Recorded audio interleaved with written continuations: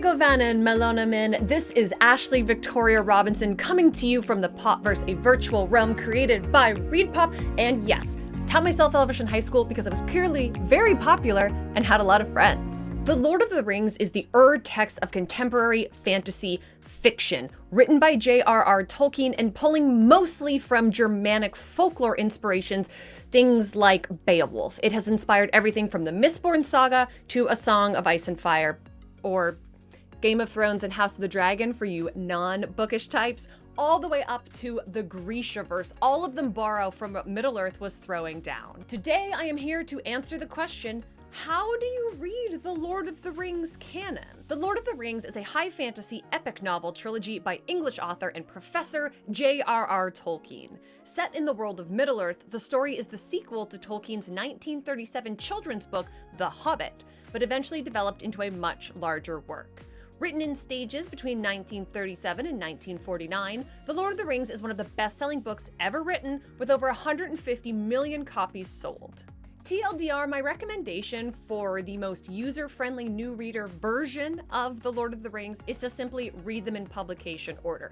Start where Tolkien started and read all the way through in the order that it was initially created. That being said, it's complicated, to quote Facebook. If you are a mythologist like myself and you hyper-focus and you want to know all about why this tree is the most important tree in the universe, well, you can also read J.R.R. Tolkien's canon in chronological order. To do that, you need to start with the Silmarillion. The founding in the first age of Middle-earth, think of this as the Torah or the Old Testament of Middle-earth.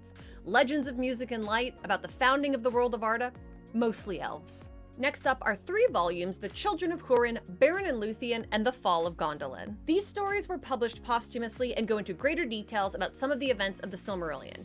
My recommendation, if you can only pick one, is Beren and Luthien. From there, you'll move on to the Unfinished Tales. The Second Age of Middle-earth, this is where Numenor and the events of the Rings of Power from Amazon Prime are taken.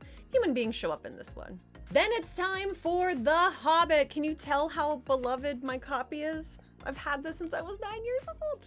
The Third Age of Middle-earth and direct prequel to the events of The Lord of the Rings. Then it's time for the epic Lord of the Rings trilogy. The best of the best, the epic adventure about the destruction of the Dark Lord Sauron during his second conquest of Middle-earth.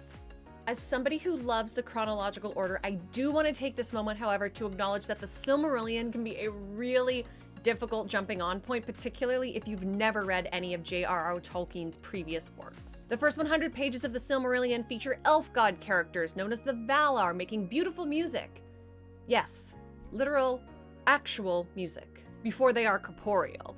Things go pretty well until the introduction of a dissonant chord which belied that there was darkness alongside the goodness.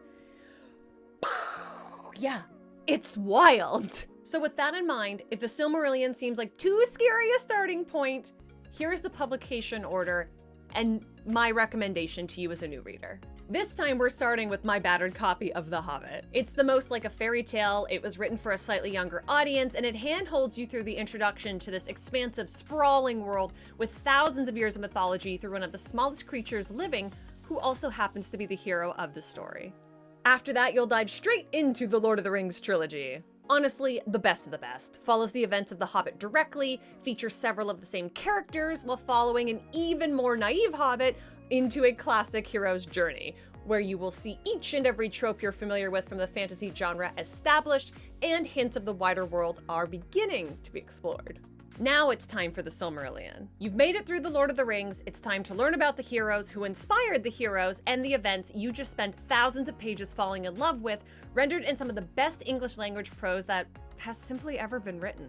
From the First Age of Middle-earth, hop into the Second Age of Middle-earth with the Unfinished Tales. You survived the history of the founding of the First Age, and you might as well dive into the Second Age and the OG rise of the Dark Lord Sauron. And wrap it all up with the 3-part hits of The Children of Húrin, Beren and Luthien, and my beloved, The Fall of Gondolin.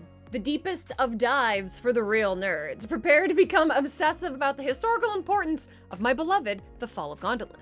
Once you've made it through J.R.R. Tolkien's canon, then you can go back and you can read it in mythological order. That is the first order that I recommended at the start.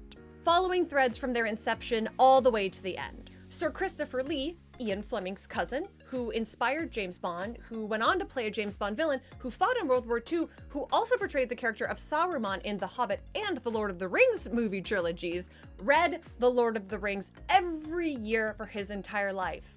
And guess what? You can too! Switch up the reading order every time. Be a chaos monster. The world is your oyster. And when you do, I want you to report back here. I want to see in the comments the reading orders that you've chosen. There are tens of thousands of pages of story to tide you over between now and the second season of The Rings of Power dropping on Amazon Prime. Visit thepopverse.com for more on The Lord of the Rings, Middle-earth, The Rings of Power, and J.R.R. Tolkien. I have been Ashley Victoria Robinson, coming to you from Minas Tirith, the capital of Gondor.